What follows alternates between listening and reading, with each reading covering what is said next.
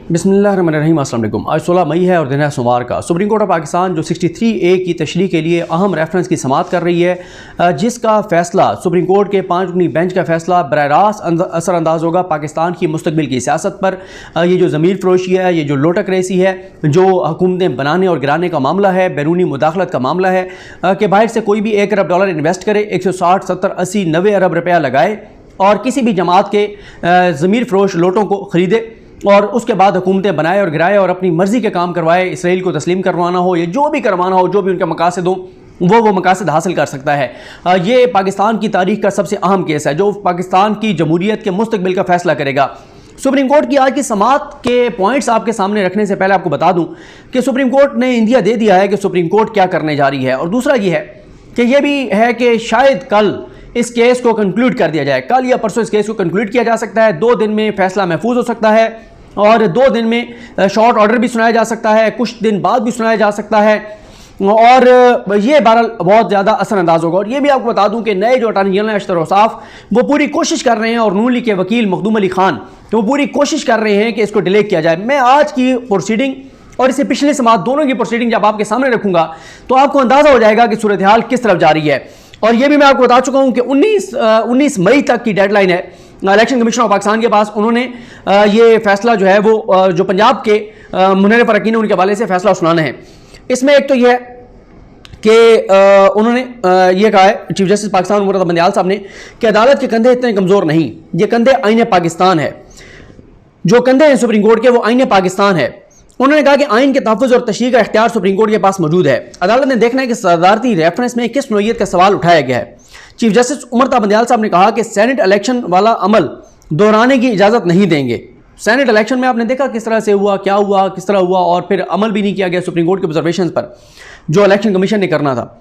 और इसमें यह है कि जो बलूचिस्तान नेशनल पार्टी के वकील हैं मुस्तफा रमदे, उन्होंने दलाइल दिए। एडवोकेट जनरल KBK ने अपने दलाइल जो है मुकम्मल कर लिए हैं। अब जो है अशतर औसाफ साहब जो हैं वो रह गए हैं। जो एडिशनल अटॉर्नी जनरल हैं आमिर रहमान साहब, उन्होंने अदालत में पेश होकर बताया कि अटॉर्नी जनरल अशतर औसाफ को लाहौर में ताख़ीर हो गई है और वो लाहौर से इस्लामाबाद के लिए रवाना हो चुके हैं। जस्टिस इजाज़ुल हसन साहब ने इस्तफसार किया कि किस ट्रांसपोर्ट पर इस्लामाबाद आ रहे हैं, तो आमिर रहमान साहब का कहना था कि अटॉर्नी जनरल मोटरवे से इस्लामाबाद आ रहे हैं और वह 3 बजे तक पहुँच जाएंगे। पंजाब के कुछ मामलों की वजह से अटॉर्नी जनरल लाहौर में मसरूफ़ हो गए थे। इस दौरान तहरीक इंसाफ के वकील बाबर मान साहब ने कहा कि हमने कभी एतराज़ नहीं किया कि अटॉर्नी जनरल आ रहे हैं या जा रहे हैं, ये सुनते 2 हफ्ते हो गए हैं। उन्होंने कहा कि ये जानबूझ के डिले कर रहे हैं, ये डिलेइंग टैक्टिक्स हैं और ये चाहते हैं कि ये फैसला ना हो। चीफ जस्टिस पाकिस्तान मुर्तज़ा बंदियाल साहब ने डिप्टी अटॉर्नी जनरल से कहा कि ऐसा काम ना करें जिससे कोई और तासुर मिले। अटॉर्नी जनरल ने पीर को सोमवार को दलाइल में मुआमलत करने की बात खुद की थी। मखदूम अली खान को भी आज दलाइल के लिए पाबंद किया गया था। अब हमें इस इत्तला हुई है कि मखदूम अली खान बैरून मुल्क से वापस नहीं आए। ये दोनों वकला साहिबान एक फरीक के वकील हैं, यानी एक सरकार के वकील हैं, नून लीग के वकील हैं, नून लीग की हुकूमत के वकील हैं और दूसरे नून लीग के प्राइवेट वकील हैं। और चीफ जस्टिस ने कहा कि अब लगता है कि आप इस मामले को ताख़ीर का शिकार करना चाहते हैं। चीफ जस्टिस ने कहा कि 11:30 बजे दीगर मुकदमात कुर्बान करके समाअत के लिए केस मुकर्रर किया। हम आइन के आर्टिकल 63A के हवाले से फैसला देना चाहते हैं क्योंकि ये एक इंतहाई अहम इशू है। चीफ जस्टिस पाकिस्तान ने कहा कि अगर अटॉर्नी जनरल 3 बजे पहुंच रहे हैं तो 4 बजे तक सुन लेते हैं। हम रात देर तक इस मुकदमे को सुनने के लिए तैयार हैं क्योंकि ये खिदमत का काम है जो हम करना चाहते हैं। अदालत तो रात देर तक बैठी होती है। अटॉर्नी जनरल को 3 बजे सुन लेंगे। जस्टिस जमाल खान मंदुखेल ने कहा कि अदालत तो 24 घंटे दस्तयाब है। इस दौरान मुआमिन वकील जो हैं मखदूम साहब के, उन्होंने कहा कि मखदूम अली खान साहब के जो साद हाशमी हैं, उन्होंने अदालत को बताया कि मुस्लिम लीग नून के वकील मखदूम अली खान 17 मई को वापस आ जाएंगे, यानी कल जो है वापस आ जाएंगे। मखदूम अली खान बैरून मुल्क एक मुकदमे में जो है वो दलाइल दे रहे हैं। चीफ जस्टिस ने कहा कि 18 मई के बाद हो सकता है ये बेंच दस्तयाब ना हो। चीफ जस्टिस ने फिर कहा कि पूरा हफ्ता लार्जर बेंच दस्तयाब है, लेकिन माजरत के साथ मखदूम अली खान ने मायूस किया है। मखदूम अली खान बड़े वकील हैं, वो तहरीरी तौर पर भी दलाइल दे सकते हैं। इस पर मुआमिन वकील साद हाशमी ने कहा कि मखदूम अली खान से रब्ता करके अदालत को आगाह कर दूंगा। चीफ जस्टिस ने मुआमिन वकील से कहा कि मखदूम अली खान को पैगाम दे दें कि बेंच का हर रुकन उनका बड़ा एहतराम करता है। ये केस आइनी तशरीह का बड़ा अहम मुकदमा है। चीफ जस्टिस ने कहा कि आज एडवोकेट जनरल और Balochistan national party BNP Mengal के वकील को सुन लेते हैं और अटॉर्नी जनरल का भी इंतजार करेंगे। BNP के वकील मुस्तफा रमदे ने दलाइल का आगाज़ करते हुए कहा कि आइन के आर्टिकल 63A में मुनहरिफ अरकान के खिलाफ कार्रवाई का तमाम तरीक़ाकार मौजूद है। अगर आर्टिकल 63A में तरीक़ाकार मौजूद ना होता तो अदालत आर्टिकल 62-63 की तरफ देख सकती थी। उनका कहना था कि यह ज़रूरी नहीं है कि हर इनहराफ किसी फ़ायदे के लिए हो। इस बात को मद्देनज़र रखते हुए आइन साज़ों ने डी सीट की सज़ा रखी है। यानी ये बात शरीफ ख़ानदान के करीबी लोग, ये बात नून लीग के हामी जो मुख्तलिफ पार्टियों की तरफ से वकील बन के आए हैं, वो भी ये बात मान रहे हैं कि इन लोटों ने, इन ज़मीर फरोशों ने डी सीट तो होना ही होना है। उसके बाद उन्होंने कहा कि पार्टी मौक़िफ़ से इनहराफ खालिस्तान सियासी इख्तिलाफ पर भी हो सकता है। आर्टिकल 63A में डी सीट की सज़ा फराहम की गई है। चीफ जस्टिस ने सवाल किया कि क्या आप कह रहे हैं कि मुनहरिफ अरकान के लिए डी सीट करने की सज़ा काफ़ी है? उस पर मुस्तफ़ा रमदे ने कहा कि आर्टिकल 63A के तरीक़ाकार से हटकर मज़ीद गहराई में नहीं जाना चाहते, क्योंकि डी सीट के साथ मज़ीद सज़ा शामिल करने से सियासी तकसीम में इजाफा होगा। यानी वो कह रहे हैं अगर आप इनको 3 साल के लिए नायल करेंगे, 5 साल के लिए करेंगे तो इससे नुकसान होगा सियासी तौर पर। अंदाज़ा लगाएं कि ज़मीर फरोशों को, लोटों को, जिन्होंने अपना सब कुछ बेच दिया, टिकट किसी और के नाम पे लिया, उन्हीं की हुकूमत गिराई और उनको डी सीट करने के अलावा को सजा देंगे तो वो कह रहे हैं सियासी तौर पर नुकसान हो जाएगा। ये आपको पता है रमदे साहब किसके करीब हैं। चीफ जस्टिस ने कहा कि इलेक्शन कमीशन कौमी असम्बली के अरकान से मुतल्लिक रेफरेंस मुस्तरद कर चुका है। मुस्तफा रमदे ने कहा कि एक सियासी जमात के आधे अरकान ने एक तरफ जबकि आधे अरकान ने दूसरी तरफ वोट दिया, उस सियासी जमात ने अपने अरकान के खिलाफ कोई एक्शन नहीं लिया। यह बलूचिस्तान की बात हो रही है। एक सियासी जमात के वज़ीर-ए-आज़म के खिलाफ अदम एतमाद की तहरीक आई तो उसी जमात के सदर की जानिब से सदारती रेफरेंस लाया गया। चीफ जस्टिस का कहना था कि आइन जमहूरियत को फ़रोग़ और तहफ़्फ़ुज़ देता है और सियासी जमात को भी मजबूत करता है। अगर इनहराफ पर पार्टी सरबराह कार्रवाई नहीं करते, आइन की अफराद से कमिटमेंट नहीं है, बल्कि आइन सियासी जमात को मजबूत करता है। पार्लियामेंट और जमहूरियत के अपने तकाज़े हैं। चीफ जस्टिस ने कहा कि एक नज़रियाती सियासी जमात है, उसके अरकान पॉलिसी से कभी इनहराफ नहीं, उसकी पार्टी के अरकान ने कभी जो है वो इनहराफ नहीं किया। आर्टिकल 63 एक सियासी जमात के हकूक़ का तहफ़्फ़ुज़ भी करता है और पार्टी के रुकन को 4 चीज़ों पर पॉलिसी का पाबंद करता है कि आइन पाबंद करता है कि वज़ीर-ए-आज़म के इंतखाब पर या अदम एतमाद पर, वज़ीर आला के इंतखाब पर या अदम एतमाद पर, आइनी तरमीम पर, बजट पर, और एक चीज़ और भी है, हाँ वो आ गया ना, वज़ीर-ए-आज़म के इंतखाब पर या अदम एतमाद पर, आइनी तरमीम पर या बजट पर कोई भी रुकन अपनी पार्टी पॉलिसी के खिलाफ वोट नहीं दे सकता। मुस्तफा रमदे ने मौक़िफ़ अपनाया कि आर्टिकल 63 अरकान को पार्टी की पॉलिसी का पाबंद करके इनहराफ से मना करता है। चीफ जस्टिस ने सवाल किया कि अगर रुकन असम्बली के आखिरी 6 माह में इनहराफ करता है तो ऐसी सूरत हाल में उस रुकन को कोई सजा तो ना हुई कि वो 6 माह रह गए, इनहराफ कर जाता है, 6 माह ख़त्म होंगे तो वो फिर इलेक्शन लड़के आ जाएगा, वो लोटा ज़मीर फरोश। अच्छा, मुस्तफा रमदे ने कहा कि पार्टी सरबराह भी मुनहरिफ अरकान के खिलाफ कार्रवाई नहीं करते, इसलिए अदालत पार्टी सरबराहान के कंडक्ट को भी सामने रखे। चीफ जस्टिस ने कहा कि हो सकता है मुनहरिफ रुकन अपने पार्टी सरबराह को अपने इक़दाम पर राज़ी कर ले कि अगर पार्टी सरबराह नहीं कार्रवाई कर रहा तो हो सकता है वो उसको राज़ी कर ले कि मैंने क्यों ये इनहराफ किया। उसके बाद मुस्तफा रमदे ने कहा कि हमारी सियासी जमातों में इतनी जमहूरियत नहीं है, सियासी पार्टी सरबराह की डिक्टेटरशिप है। जस्टिस इजाज़ुल एहसन ने कहा कि अगर हर रुकन अपनी मर्जी करेगा तो मुल्क में जमहूरियत का फ़रोग़ कैसे होगा। बहुत अहम रिमार्क्स कि इजाज़ुल एहसन साहब ने कहा कि अगर हर रुकन अपनी मर्जी करेगा तो मुल्क में जमहूरियत का फ़रोग़ कैसे होगा। किसी फ़र्द पर फोकस करने के बजाय सिस्टम पर फोकस क्यों ना किया जाए। आर्टिकल 63A के तहत इनफरादी नहीं पार्टी का हक होता है, तो क्या 10-15 अरकान सारे सिस्टम को तब्दील कर सकते हैं? क्या चंद अफराद को पार्टी हाईजैक करने की इजाज़त दी जा सकती है? मुस्तफा रमदे का कहना था कि अदालत की ऑब्जर्वेशन बड़ी अहम है, यह भी देखना है कि वो इनफरादी शख्सियत कौन है। आइन का आर्टिकल 95 के तहत अरकान का हक है कि वो मर्जी से वोट दें, लेकिन किसी मुनहरिफ रुकन का दिफा नहीं करूंगा। इसलिए अदालत को देखना होगा कि क्या आर्टिकल 63A की सजा बढ़ाने से जमहूरियत को फ़रोग़ मिलेगा, क्या सजा बढ़ाने से पार्टी सरबराह की आमरीत में इजाफा होगा।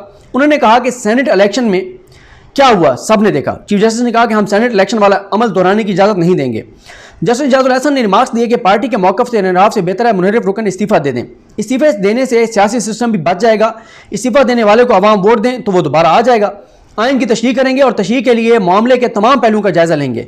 ज़मीर के मुताबिक कभी कोई इनहराफ करे तो डी सीट होगा।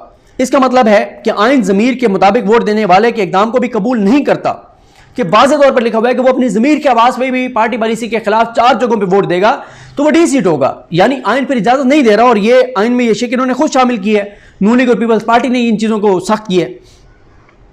मुस्तफा रमदे ने दलाइल में कहा कि बलूचिस्तान में वज़ीर आला के खिलाफ अदम एतमाद हुई, पार्टी सरबराह ने किसी को शोकाज नोटिस नहीं दिया। आज़ाद कश्मीर में वज़ीर-ए-आज़म तब्दील हुआ, पार्टी सरबराह ने किसी के खिलाफ एक्शन नहीं लिया। जस्टिस जमाल खान मुदखिल ने सवाल किया कि क्या आइन इनहराफ की इजाज़त देता है, क्या यह जायज़ा लिया जा सकता है कि इनहराफ किस किस्म का है, वोट शुमार होगा या नहीं होगा। मुस्तफा रमदे का कहना था कि वोट शुमार ना करने की दलील पर साबिक अटॉर्नी जनरल खालिद वहीद खान ने जोर नहीं दिया। ये लोग पार्लियामेंट में आइन को बदलने की बजाय अपना वजन अदालत के कंधों पर डालना चाहते हैं, जिस पर जस्टिस जाजुल एहसन ने कहा कि हमारे कंधे इतने कमजोर नहीं हैं, हमारे कंधे आइन पाकिस्तान है, आइन के तहफ़्फ़ुज़ और तशरीह का इख्तियार सुप्रीम कोर्ट के पास मौजूद है। अदालत ने देखना है कि दरखास्त में किस नौइयत का सवाल उठाया गया। मुस्तफा रमदे ने कहा कि यह हकीकत है कि पार्टी सरबराह पार्लिमानी पार्टी की हिदायत को कलअदम कर देता है, तो चीफ जस्टिस ने सवाल किया क्या इस इकदाम की हौसला अफजाई होनी चाहिए। मुस्तफा रमदे ने कहा कि मैं ये बिल्कुल नहीं कह रहा कि मैं हकीकत बता रहा हूँ। आइन का आर्टिकल 63A रुकन को डी सीट करता है, कई इख्तिलाफ पर वोट देने से नहीं रोकता। इस पर जस्टिस मजहर आलम मीर ने कहा कि इसका मतलब है कि आर्टिकल 63A की जबान बड़ी वाज़ेह है। इजाजुल एहसन साहब ने कहा कि आर्टिकल 63A की तशरीह में वाक़यात को भी देखना होगा।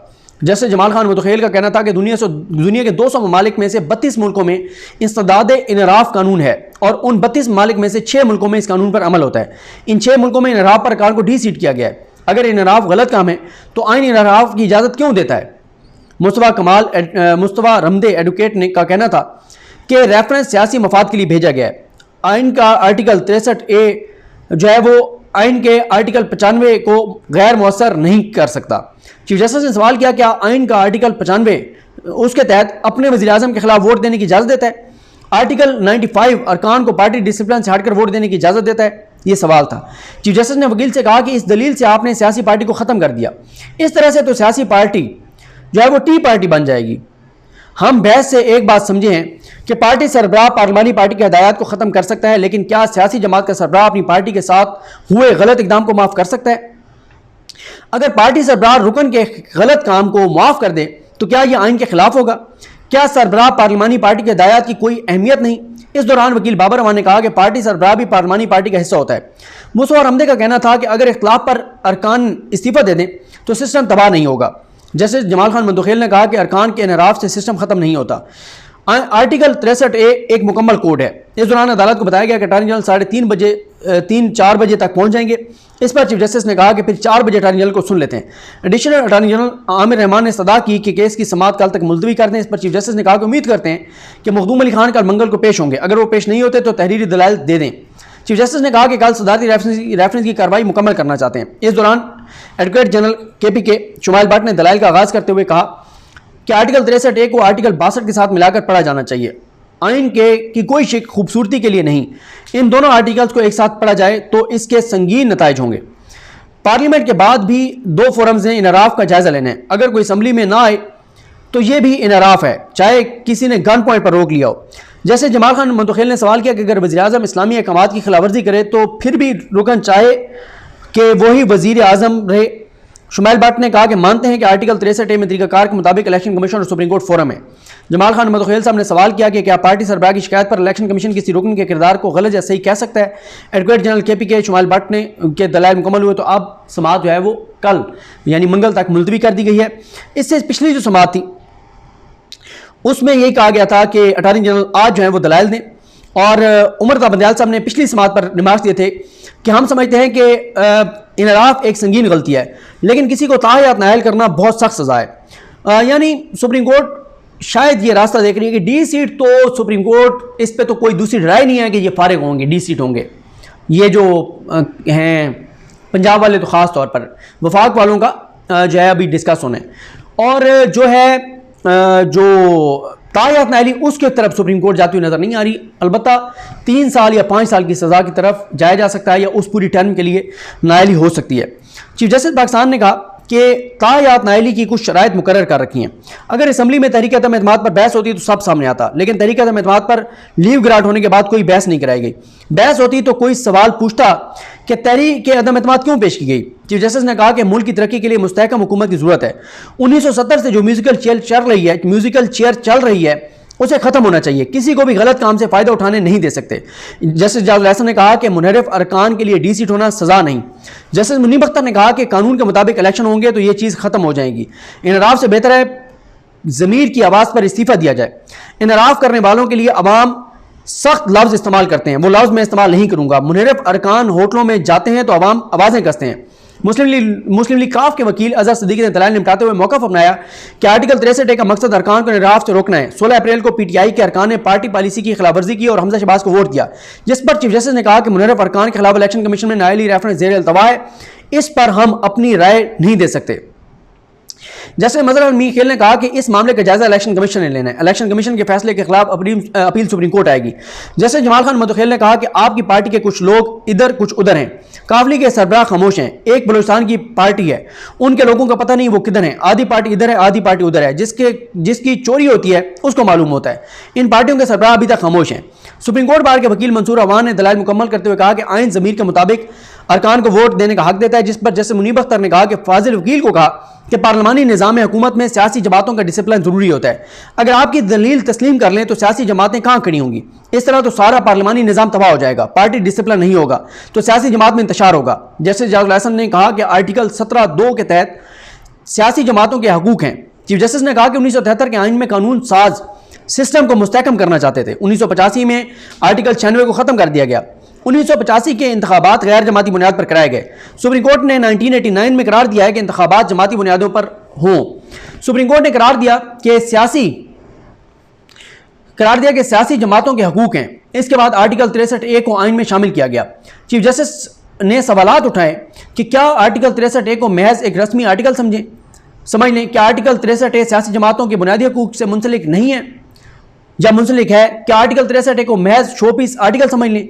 क्या आर्टिकल 63(a) का कोई असर भी नहीं होना चाहिए? जस्टिस जमाल खान मुंतखिल ने कहा कि आइन आज़ादी इज़हार राय का भी हक देता है, लेकिन यहाँ कहा जा रहा है कि मुनहरिफ अरकान की सज़ा बढ़ा दें। चीफ जस्टिस ने कहा कि आर्टिकल 62(1)(f) के इतलाक़ की भी कई शराइत हैं। कानून के अंदर अदालत कोई तब्दीली नहीं कर सकती। अदालत के सामने बड़ा अहम और पेचीदा सवाल है। ऐसे मामलात पर कहीं लाइनें खींचना पड़ेंगी। चीफ जस्टिस ने ये जो समाअत थी उसमें जो ये बुध की समाअत थी उसमें अज़हर सदीक एडवोकेट साहब ने अपने दलाइल जारी रखते हुए कहा था कि मेरा मुकदमा नायली रेफरेंस नहीं बल्कि यह है कि दिन की रोशनी में पार्टी के मैंडेट पर डाका डाला गया। इंडिया में मुनहरिफ अरकान के लिए डी सीट नहीं बल्कि नायली का लफ्ज़ इस्तेमाल हुआ है। मेरी नज़र में कानून गैर मौसर है, अभी भी हार्स ट्रेडिंग होती है। जस्टिस जमाल खान मुतखिल ने कहा कि कहा कि ये क्यों कहते हैं कि सियासतदान चोर हैं? जब तक तहकीकात नहीं की जाती तो ऐसे बयानात क्यों देते हैं? सवाल यह है कि मुनहरिफ को नायल करने का तरीकाकार क्या होगा? क्या न्यायालय के लिए ट्रायल होगा? अगर रिश्वत का इल्ज़ाम लगाया गया है तो उसके शवाहिद क्या होंगे? बलूचिस्तान असम्बली में एक रुकन ने पार्टी पॉलिसी से नाराज़ किया और वो डी सीट हुए। आज वो सियासी शख्सियत सेनेटर है। सुप्रीम कोर्ट बार एसोसिएशन के मंसूर अवान ने कहा कि आर्टिकल 63(a) के तहत मुनहरिफ रुकन का वोट शुमार होगा। आर्टिकल 63(a) मुनहरिफ रुकन को डी सीट करता है। कानून साजों ने मुनहरिफ रुकन के लिए न्यायालय की म्याद नहीं रखी। जिसने पैसे लेकर इनराफ किया उसकी सजा सख्त होनी चाहिए। मुनहरिफ रुकन ने आखिरकार अवाम में जाकर उनका सामना कर रहे हैं। ज़मीर की आवाज़ पर जो इनराफ करे उसकी सजा डी सीट होना ठीक है। यानी जो सुप्रीम कोर्ट बार है, सब जो इस हुकूमत के हामी हैं, नून लीग के हामी हैं, पीपल्स पार्टी, वो भी कह रहे हैं डी सीट तो लोटों को करें, ज़मीर फरोशों को डी सीट करें।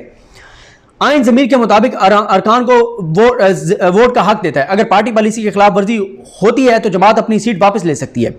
जस्टिस जाजुल हसन ने रिमार्क्स दिए कि इनराफ की एक सज़ा डी सीट होना है। डी सीट के साथ दूसरी सज़ा क्या हो सकती है? आर्टिकल 63(a) में नायली की म्याद का जिक्र नहीं। सवाल यह है कि आर्टिकल 63(a) को किसी दूसरे आर्टिकल के साथ मिला सकते हैं। आर्टिकल 17(2) के तहत सियासी जमातों के हकूक हैं। सियासी जमातों के हकूक का आर्टिकल 17 और 63(a) की मौजूदगी में राब्ता कहाँ मुनक़ता हो जाता है? डी सीट होना आइनी नतीजा है। क्या तारीख में किसी रुकन के ज़मीर के मुताबिक इनराफ करने का कोई डॉक्यूमेंट है? जस्टिस जाजुल हसन ने सुप्रीम कोर्ट बार के वकील से इस्तफसार किया कि आप क्या समझते हैं कि इनराफ करना ठीक है? आइन में तो इनराफ को गलत कहा गया है। जस्टिस मुनीब अख्तर ने रिमार्क्स दिए कि रज़ा रमानी फौजी अदालतों के हक में वोट दिया। रज़ा रमानी ने ज़मीर की आवाज़ के बावजूद पार्टी को वोट दिया। अगर किसी के ज़मीर का मामला है तो इस्तीफ़ा दे। ज़मीर की बात है तो इनराफ ना करें। पार्लिमानी निज़ाम में हुकूमत में सियासी जमातों का डिसिप्लिन ज़रूरी होता है। अगर आपकी दलील तस्लीम कर लें तो सियासी जमातें कहाँ खड़ी होंगी? चीफ जस्टिस के इस्तफसार पर अटॉर्नी जनरल अशतर औसाफ ने बताया कि अगर अदालत कहेगी तो वो इस मामले पर मंगल को मुआवनत करेंगे। अदालती बहस से किसी न किसी सिमत का तयन हो जाएगा, लेकिन वो नहीं आए अटॉर्नी जनरल।